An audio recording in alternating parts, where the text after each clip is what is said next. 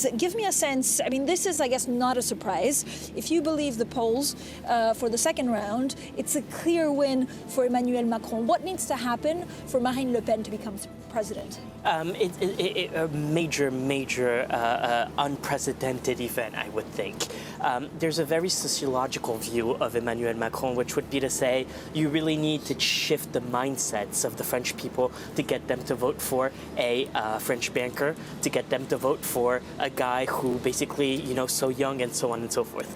But I still believe that the fear that Le Pen, the Le Pen brand, not even Marine Le Pen, but even the Le Pen brand and the Front National brand still creates, I think that's not a barrier. She's going to be able to go beyond right now. So let's focus. So, and actually, I've heard what you've said quite a lot.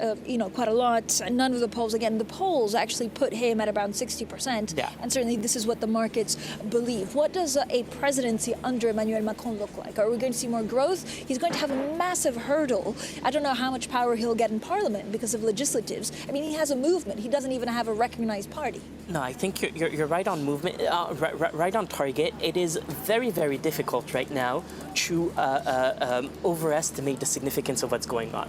So indeed, you have door A, exactly what you just said. There's going to be the legislative elections coming up next month in which he might not have a majority. That's door A. That's the first explanation.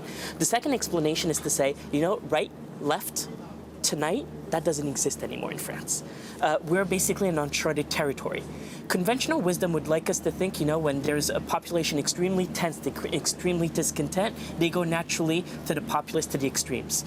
France is no exception. We have Le Pen in the second round, and we must not underestimate the significance of that. But on the other hand, think about it this way. A guy no one knew about 2 years ago. What is he saying? Let's stop focusing on today's economy. Let's embrace the notion of creative destruction. Let's think forward.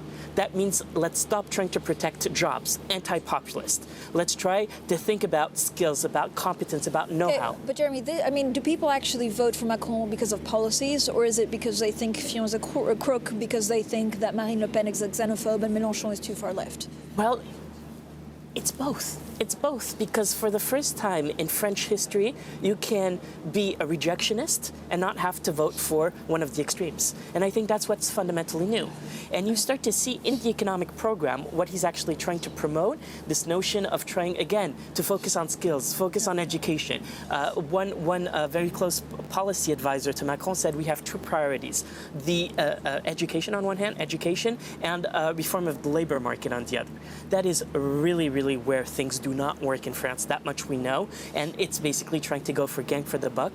And I think with a little bit of momentum, coalition of willing politicians beyond left and right might actually jump on the bandwagon.